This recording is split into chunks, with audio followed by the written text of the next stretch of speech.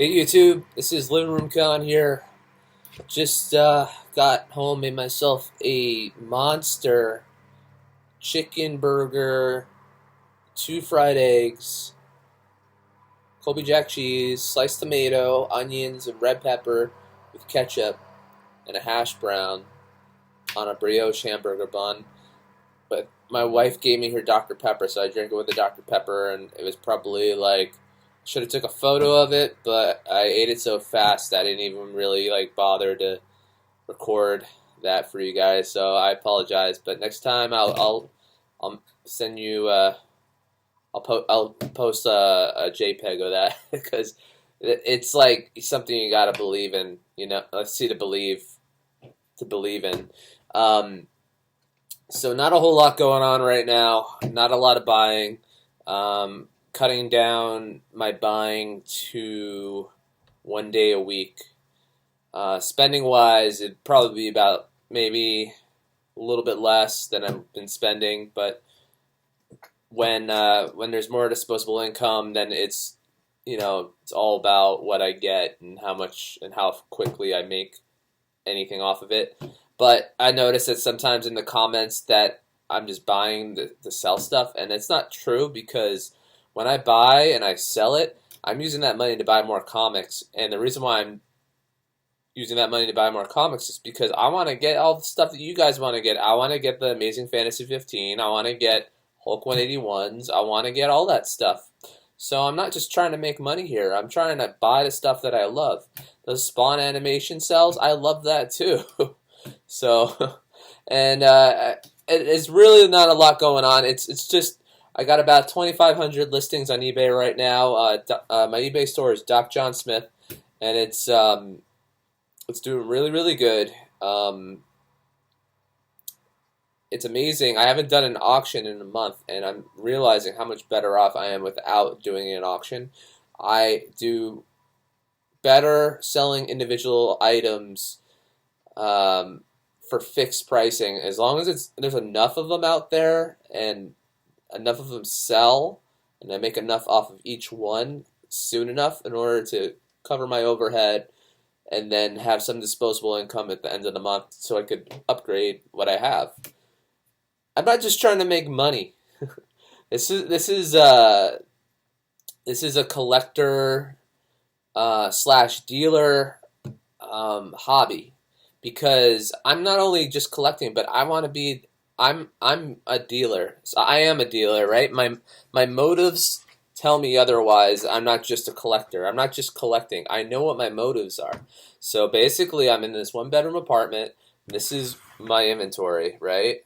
This is my living room, and there's really not a lot of room for anything. So basically, I called the front office of my apartment complex saying, hey, can you guys get me a 2-bedroom apartment? Because I want to get one of those 2-bedroom apartments where I could just have my own room for this. And my wife and I could have our own personal life and separate it from this. And that would be a healthier lifestyle, I would honestly say. You know, it only turned into this because lately, I had to get rid of my storage unit because I wanted to cut down on costs. So now that I have everything here, now's the time to see what I can do with and not only that, but because I stopped driving for Uber, I'm not Ubering anymore. So this is what I do, is just eBay all the time. So basically, what I'm trying to do is turn this thing into like a business, like expand it, build and build and build, and then from there I probably want to think with all that extra room I could set up a space where I could have all my stuff for shows.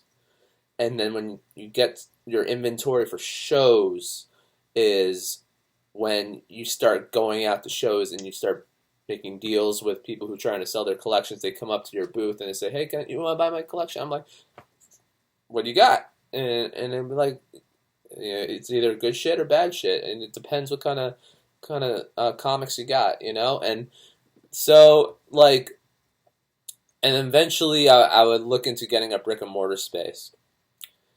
The that's the plan.